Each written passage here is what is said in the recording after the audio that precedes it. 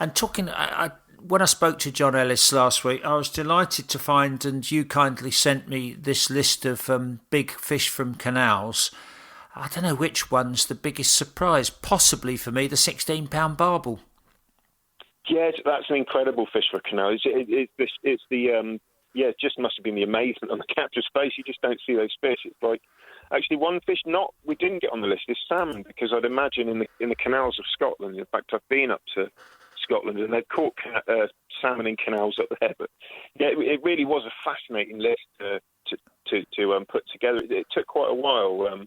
A lot of credit to a chap, actually. I should give him a shout, called Jeff Hart, who lives up in the Midlands, and he did a lot of work on it as well, but because he fishes right through the Midlands canals, obviously hundreds of miles of canals through the Midlands. But yeah, it is just like amazing list. The barbel, 16 pounds. We've got a carp of 46 pounds from the Grand Union. I still believe is the record holder. There's just all sorts in there. 30 pounds plus pike. 18 pounds really plus sander from the Ashby Canal. So it just shows I think in a lot of fishing, they're a nostalgic thing for me, and they're local, of course, they're convenient. I can be fishing my local canal in 10 minutes, but I think it just shows the wealth of fishing on offer. I mean, obviously I did the book in 2014, but we travelled the length and breadth of the country. We never stopped being surprised by what was being caught. Yeah, they are incredible. And I asked John Ellis the question last week, and I'll put it to you now, is, in this day where obviously all the lakes, everybody knows what's in them carp-wise, and, do you think, a canal's the final frontier of the sort of unknown for specimen fish? Yes, and it's sort of it's kind of a paradox, isn't it? When you look at a lot of the canals, you think they'd be the last places that would be unknown. They run right through towns and cities, but I think to a large extent that's true. And for me, nothing takes the shine off quite so much when you're fishing. If you want to kind of discover something, as just having the lists already laid out for you for every fishery. It's lovely to have that question mark, isn't it? I think that's why we go fishing. Yeah, there's nothing worse than... I remember taking a young lad fishing once years ago, and he landed a carp that was like... For him, it was a PB. It was only about 11 pound, and he was really excited. And somebody, I won't name him because he's a mate, but, a very famous angler, I'll leave it at that, said, "Oh, that's so-and-so, last out, caught by so-and-so 2 weeks ago, weighed, 11 pound 4. Yeah. And you think, the lad doesn't need to hear that. He wants to be the first person in the world to have caught that fish, and it can take the shine off it, can't it? It's quite funny. Even when I visit fisheries that have some form, obviously, I quite often, I don't really ask too many questions. I'd rather find out myself. Definitely. Dom, lots more to talk about. I've got to go to a break, but stay right there. We'll be right back. There's lots more to talk about with Dom Garnett, including, we'll come on to it in a minute, but yeah, Dom Garnett coming up next. Don't go anywhere. We'll be right back on Fisherman's Blues. On DAB+, online, via the TalkSport app, and on your smart speaker. This is Fisherman's Blues on TalkSport 2. Fish aren't biting today, boys. Fish aren't biting today. I'm gonna lay on my bunk and get drunk as a skunk, cause the fish aren't biting today. Play me, man. Before I go back to lines, I'll read you another New Year's message. This one from Ali Hamidi, who says, "Happy New Year, family, friends and followers. The year of major trophies 2020 will always be special for my two main passions of fishing and football. I smashed my PB common carp from a big wild lake in France whilst making Monster Carp Season 6 with my dear friends Tom Dove and Neil Spooner and the Monster Carp crew to share the moment. Then Liverpool FC finally giving millions of us around the world the greatest gift in the way of an English Premier League title after 30 years of waiting. Even though I live for the hustle and feeling of constantly moving forward and evolving, sometimes it's better and healthier to be grateful for what we have. The focus for us all has to be simpler in this complex matrix, good health and happiness, and that's what I wish for you all in 2021 and beyond. Love and sincere best wishes." Thanks for that, Ali. That is a very, very nice message. Dom, I mean, you're involved with the Angling Trust. Ali did so much during lockdown to get us, to keep our spirits up and to keep people fishing, and he's done so much to introduce new blood to the sport, hasn't he? Yeah, Ali was phenomenal. I mean, he's not just obviously a great angler, but a really thoughtful guy. That really came across, and his willingness to get involved was just great to see. And actually, across the sport, we had people really step up. Had Steve Ringer support our, the drive to get match fishing back. It was just like, wasn't it just wonderful actually, just to feel like the whole of angling was pulling as one team. I'd like to see more of that in 2021 because, it was really good to see. It was great. And when you say pulling as one team, it reminds me of when Viv Shears started the line recycling scheme. Their slogan, which was very clever, was one thing that all of angling can agree all on. Get behind, absolutely, And we need to all get. I was going to ask you that. Remind me, what is your role? I'm an ambassador. You're an ambassador, but you're a bit more than that, aren't you? Yeah, I work part-time for the Angling Trust, so I get all kinds of content for them, basically. I do online content like Facebook, social media, Instagram. So you can see my photography on Angling Trust Freshwater, for example. We've also got a region for every area of the country on Facebook. So whether you live in the southwest or the northeast, there's a Facebook regional page, so I post updates and things on that. I also write the Angling Trust freshwater team's blog, so it's called Lines on the Water. It's always free to read. It comes out sort of 3 or 4 times a month, and just lots of good stuff. Lots of good stuff actually listeners might not know about, but lots of really good work that goes on around the country, community projects that the trust are involved with.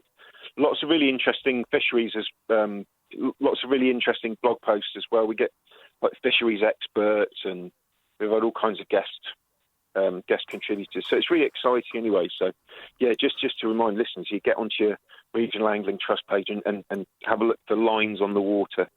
It's my regular blog stuff. For the Angling Trust. And just quickly, while we're talking Angling Trust, I mean, I think current membership is around 17,000.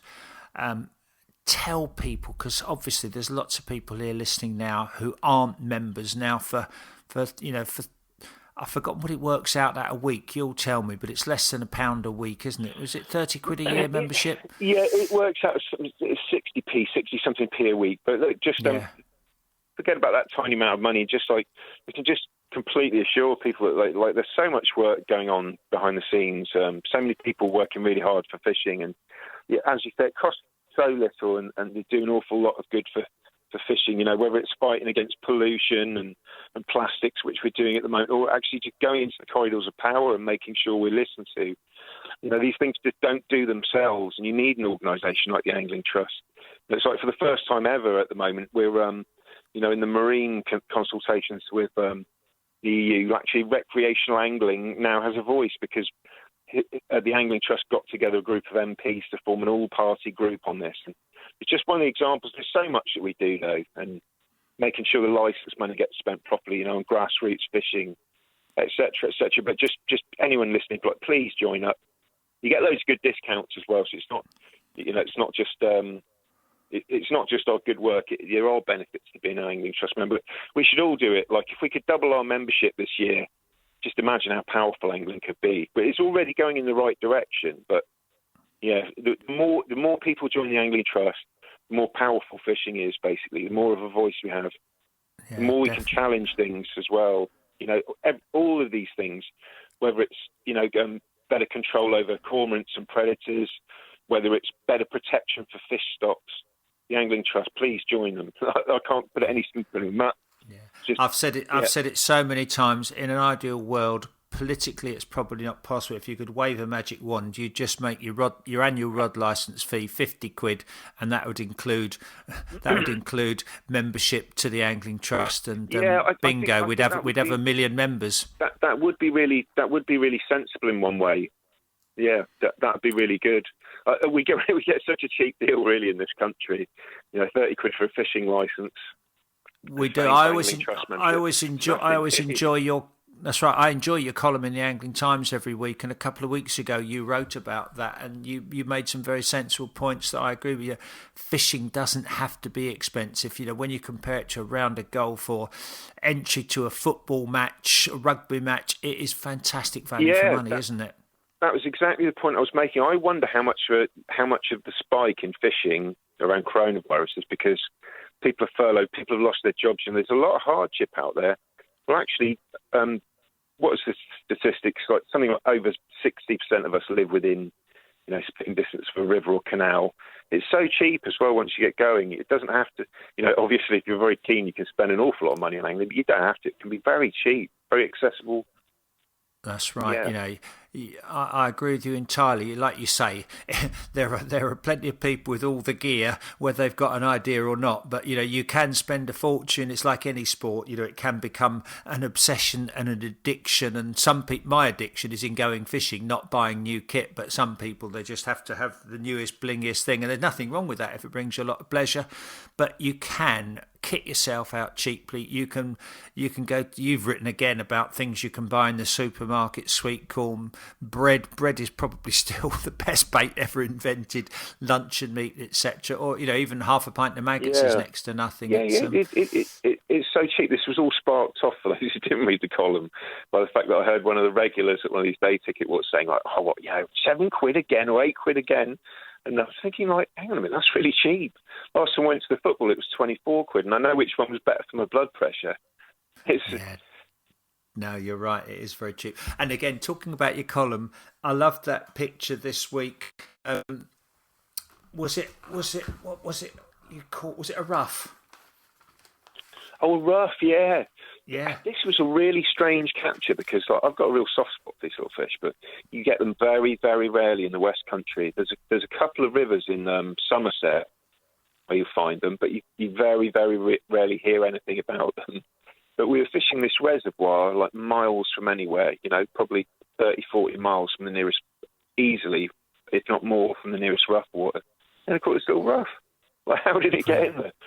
I think it could be either naughty anglers bringing bait, or the other thing is, of course, some of these smaller fish get into fish stocking. So, when they transport fish from bed, you usually get unwanted fish in the nets. In fact, I know a few waters like that have got loads of silver bream now for that reason, because apparently there was some accidentally transported. Not common bream. They've got really black-looking fins and big eyes. It is interesting. But, it's nice to see. I mean, again, it's a fish that, on my local River Thames, when we were kids, you could catch them by the dozen. But I can't remember the last time I saw one. It's... I haven't caught one for a long, long time, but it's nice to know that they're there. And when you're talking about how far south, I've got to ask you, what's the weather like down there in Exeter this morning? It's not quite as freezing cold as it has been. Maybe I should be making a plan to go fishing. I've kind of almost exhausted all the possibilities locally. Like with the poor weather though, it was just the worst combination recently. Anglers are great at excuses, but it was both really cold and really coloured. So and the wind's due to switch to the north this week as well, isn't it? And I've had the odd pike, but I've had to work for them. Yeah, it's been hard.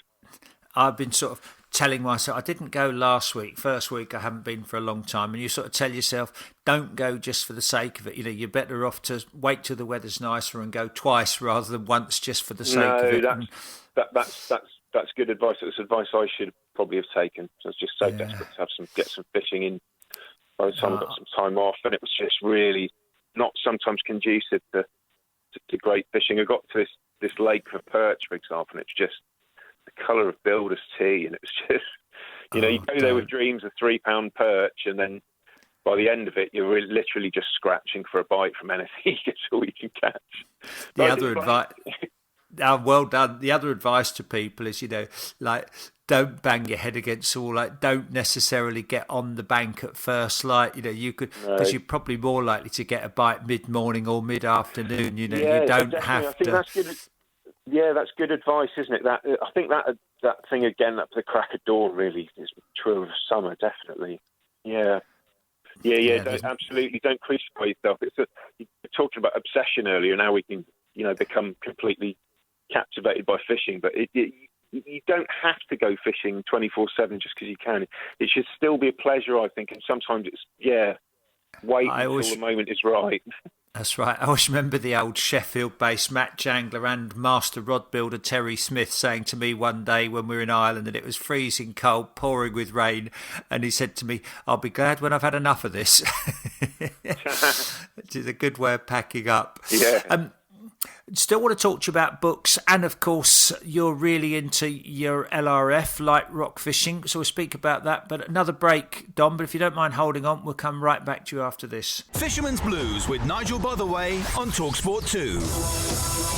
I'm going fish, fish, fish, fish, fishing. I got to go fishing. Hook, sinker, and line. Woo! Fish, fish, fish, fish, fish, fish, fish. 7:46, it'll soon be time to reel in. I don't know where the time's gone this morning. Really enjoying chatting to Dominic Garnett. Dom, I've spoken a lot about books this morning, as I always do. I'm a book addict. How many books on fishing have you written now? I have written 6. Wow. Totally. Wow. Any more in the know. pipeline? I know. I was going to say that's probably why I'm taking a bit of a break at the moment. No, I'm father of a little girl of 18 months, so it becomes harder. I will do another book at some point, but for the time being, it takes a lot of work. In fact, it's a little bit like having a child. I say it takes about 9 months, and the end of it's quite painful. It takes a lot of work. Yeah. I think with 6 under your belt, you can sort of rest on your laurels for a little bit and enjoy some quality daddy time. One of the things I like you writing about that you don't hear about quite as much now is the LRF. Originally, I think is it light rock fishing?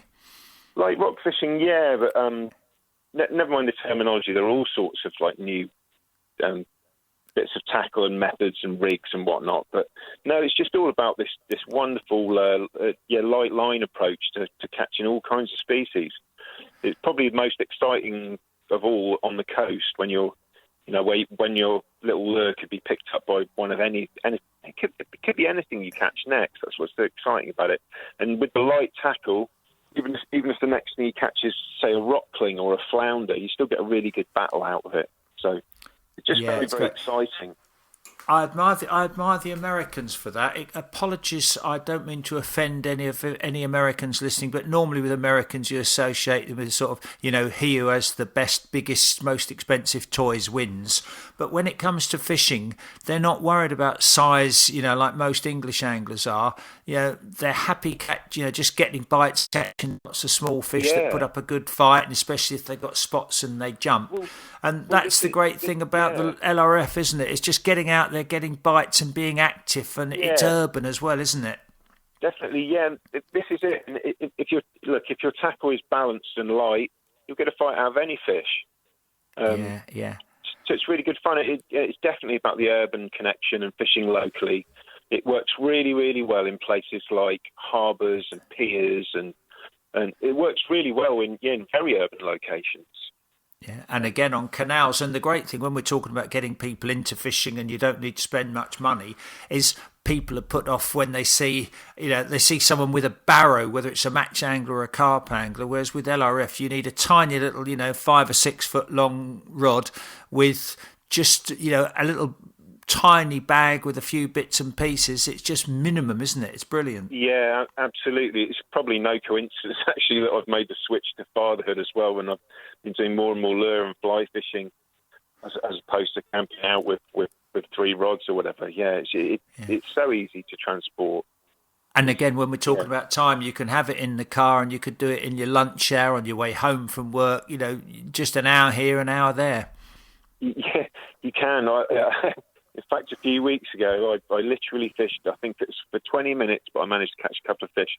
And it was literally as the parking was running out while we were at a seaside town, and the family were having some fish and chips. My wife was just finishing her fish and chips. The rod was ready in the boot.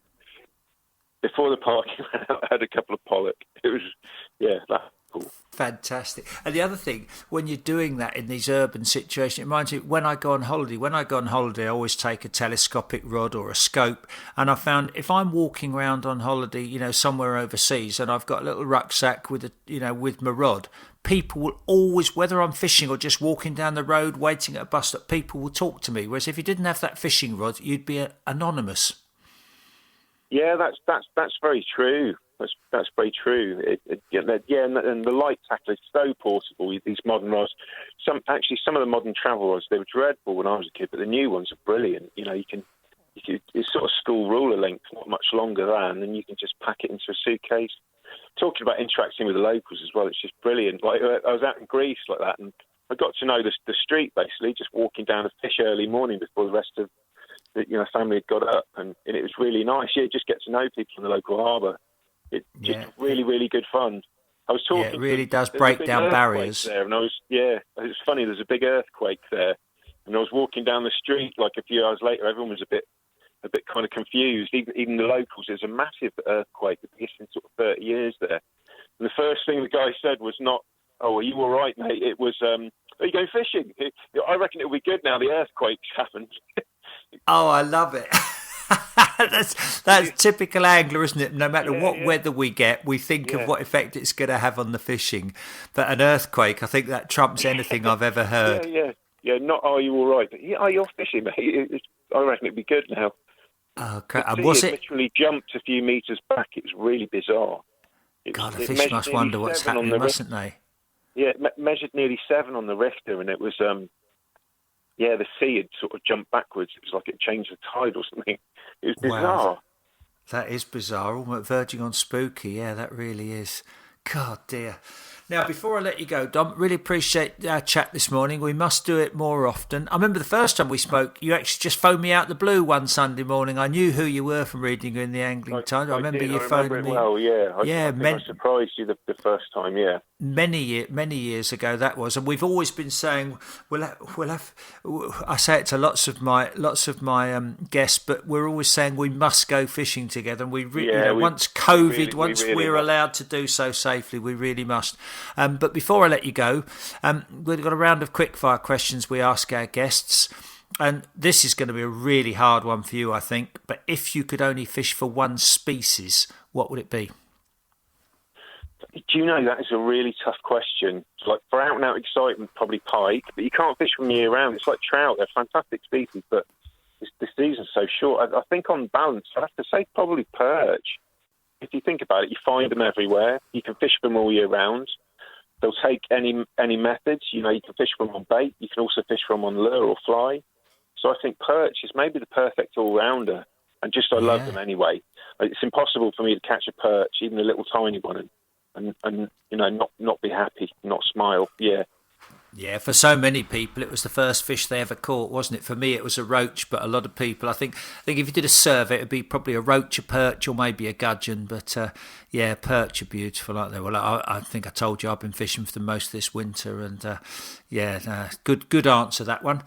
And what about your dream fishing location? I'll give you two. You can give me two answers on this: home and abroad. Oh, again, that's another really tough question. I think home, in terms of a venue that's just beautiful, natural, and it's got it all, I think possibly the River Wye would be my pick. Just because I normally seem to do all right when I go up there, and just fantastic. Whether you want to catch, you can catch 100 pounds of barbel there on a good day. The chub fishing's fantastic. Had really big pike there. You don't seem to get many pike, but when you get one, they're massive. They tend to be really big there. You've got at the top of the river, you've got trout and grayling and fly fishing. So in terms of you've got the salmon, of course. Not that I've done a lot of it on the Wye, but in terms of the most complete fishery, I think the Wye would be up there for me. Yeah, I'd go with you on that. My New Year's resolution last year was to catch a salmon from the Wye on a fly, and I'm looking forward to the spring. With COVID and fish and river levels, I hardly had a chance, but this year could be my year. And what about abroad? Abroad, again, you can look anywhere in the world, but I think you have to pick somewhere you've been and can sort of verify that the sport is amazing there. So I'd go with Costa Rica, where I went for my 40th birthday treat, and it was just It's just like everything there grows big. Everything there is really fast. It's all like lure and fly fishing, very visual fishing. You know, sailfish and rooster fish and snappers and all this stuff. It's just, that's the top of my list. Yeah, I've been Very there exciting. fishing. I'd concur with you on that. Amazing place. I'd love to go back. And your funniest and fishing just a lovely story? place for conservation too.